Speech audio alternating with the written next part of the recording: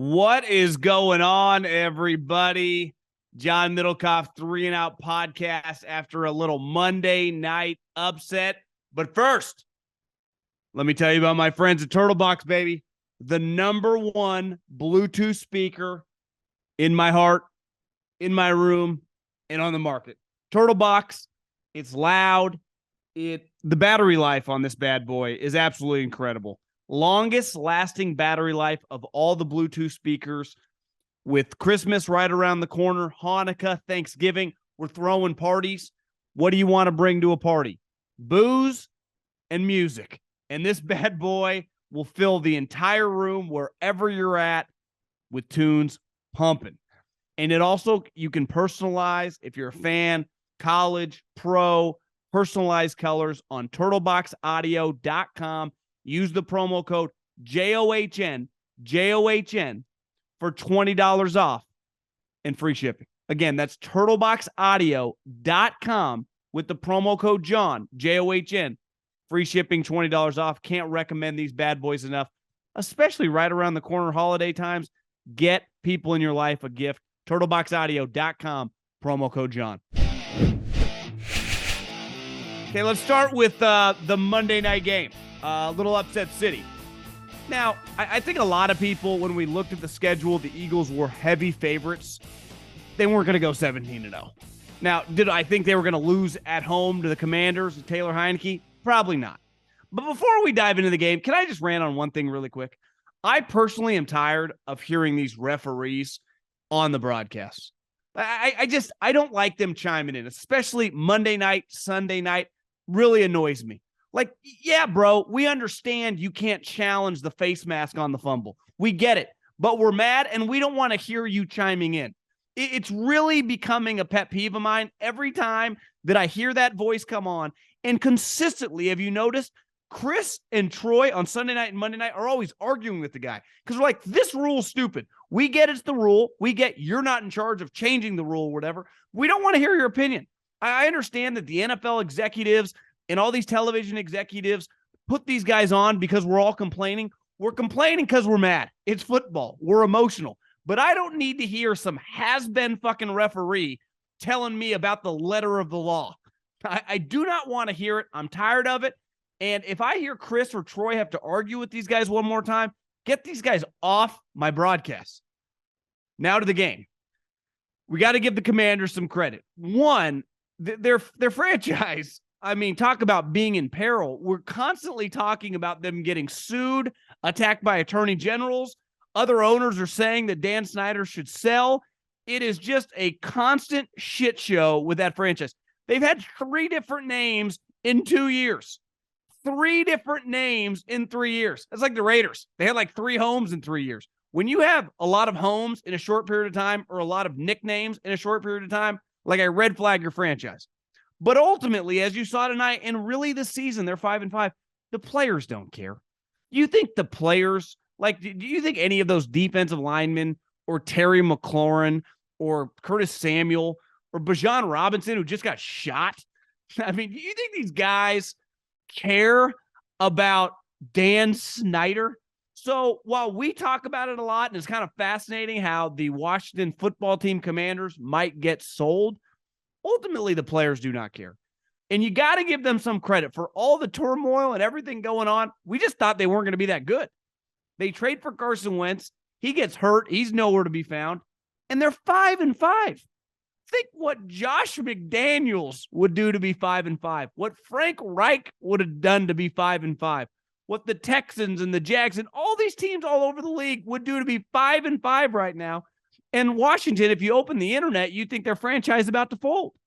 And I think what you saw tonight is the Eagles are a better team than Washington. If they played 10 times, the Eagles are winning that game 8 or 9 times.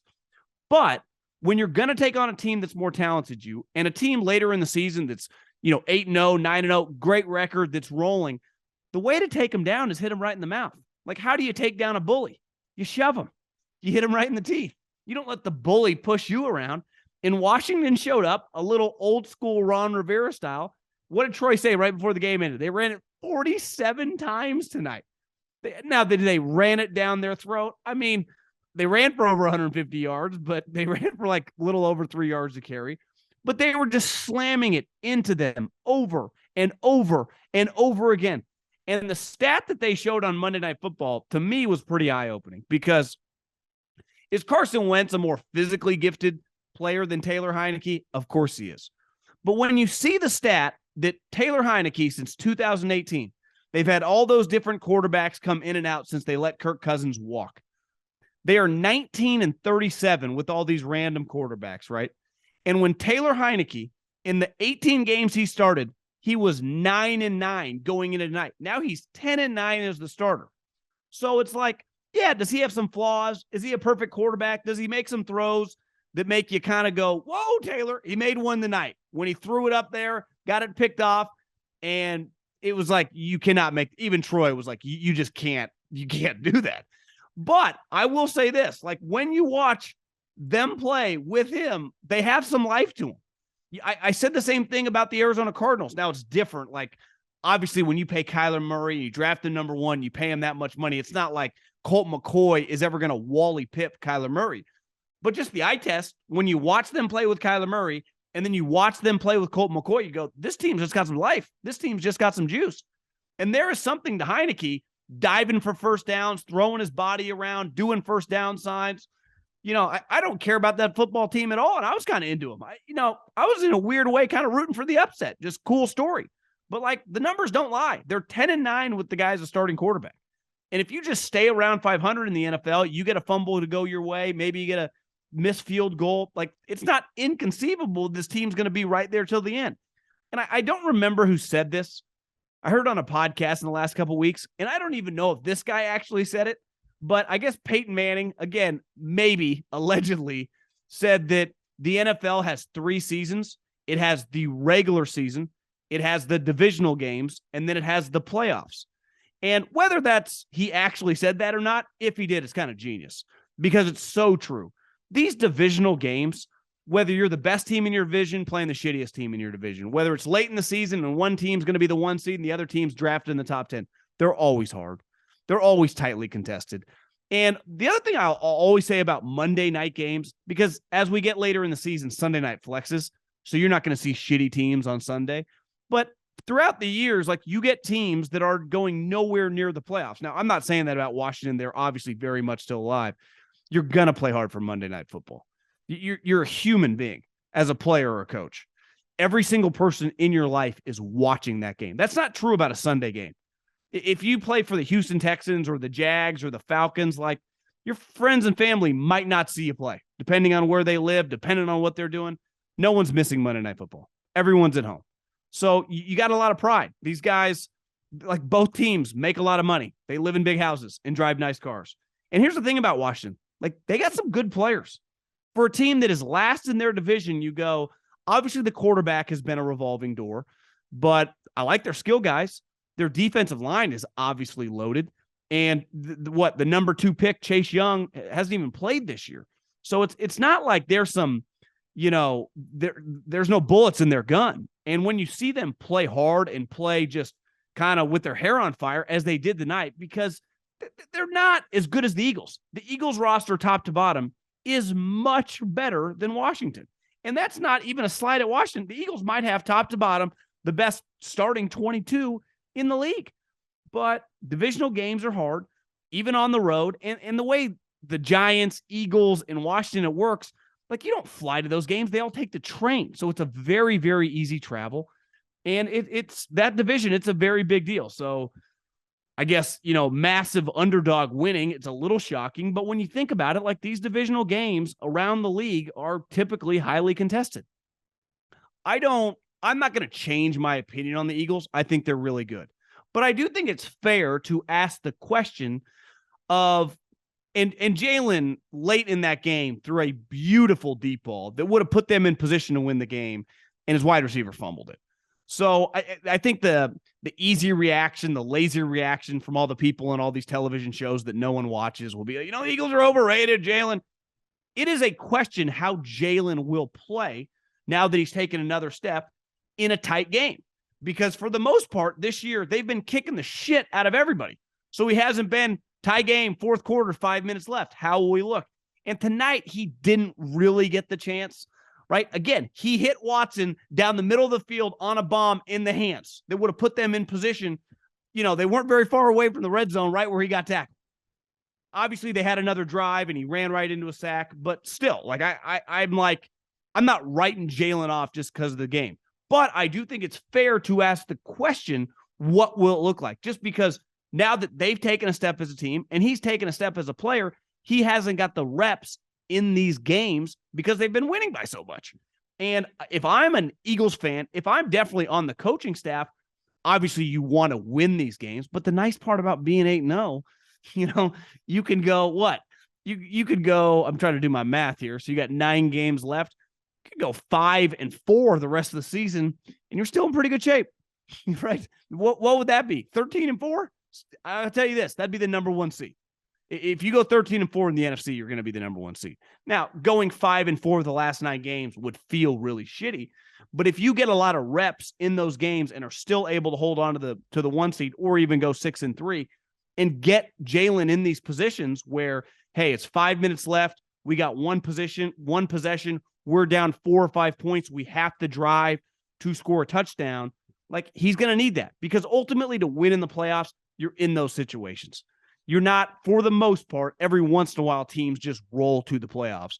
The Niners did it like 3 years ago when they beat Minnesota and beat Green Bay. But for the most part, if you're going to make the Super Bowl, you're going to play in tightly contested games.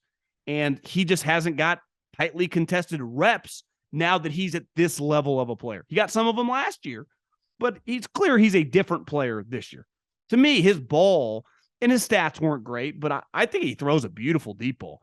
I think I saw Jason Kelce, because I always see his clips with Travis on YouTube. They do a podcast, and Jason thinks that he throws one of the best go route balls in the league, and I don't necessarily disagree. He throws a beautiful deep ball, but to win in the playoffs, it's not just about throwing go routes, right? It's about working your way down the field, picking defenses apart when they're mixing up from man to zone. You have to take what the defense give you. You got to be patient. You got to know where the openings are. And you get better with that stuff with reps. Remember, this is a guy who was benched in college. I don't know if you had a chance to see RG3 sat down. Kind of weird, RG3. He's playing this role with ESPN. It's like, guys, RG3 was kind of a laughing stock. The Shanahans couldn't stand the guy. But, he resurrected his career with ESPN. They think he's a star. But he was with McNabb, Michael Vick, and Jalen. And you could just tell the way Jalen was sitting around those guys. Jalen carries himself like he's a dude. He's an alpha. And talking to people in Philly, it's one of his best characteristics. And they mentioned it on the game tonight that, Jason Kelce earlier in the season basically told Jalen, this is your team now. I'm not the guy talking to the team all the time. This is your role. You need to take this on. And that shows you what Jason, who's a Hall of Fame level player, believes in this guy. They clearly have the talent around him, but they're just going to have to rep it out in these tighter games. They get another game against Dallas on the road in Dallas. That's going to be huge. Now, by no means do they have the number 1 seed locked up, because Minnesota somehow doesn't lose either. Now, they already beat the Vikings this year. But, do we really think the Vikings are going to go? I don't know. If I had to guess on the Vikings, 13 wins, and 13 wins is a hell of a season. Like I said, the Eagles could flounder to 13 wins. That's what happens when you have such a big cushion. Now, still got divisional games left. These are really hard, but I'm not necessarily out on the Eagles. The other thing is they kept running the ball tonight, right? 47 rush attempts Washington had against Philly. Well, does Philly have a bad run defense, or are they missing the number, I think, what was he, 13th overall pick? Jordan Davis, the defensive tackle from Georgia, who's 700 pounds, but moves like a linebacker. He's been out a couple games with an ankle injury. That's a pretty big addition to your run defense. Part of the reason you draft a guy like that in the top 15, because you can't run in the middle when I got that body type there, and he's not there. You put him with Hargraves, Brandon Graham, Sweat, and some of the other guys they have, Quinn. That's probably the best defensive line in the league. Hell, it's still pretty damn good now. But I think that tonight is just your classic example, divisional game, fun. How much fun was that? Just watching two teams just be physical. I don't always need every game to be 40-38. I like a low-scoring game. I don't even mind some turnovers. I like chaos. I was very, very entertained tonight.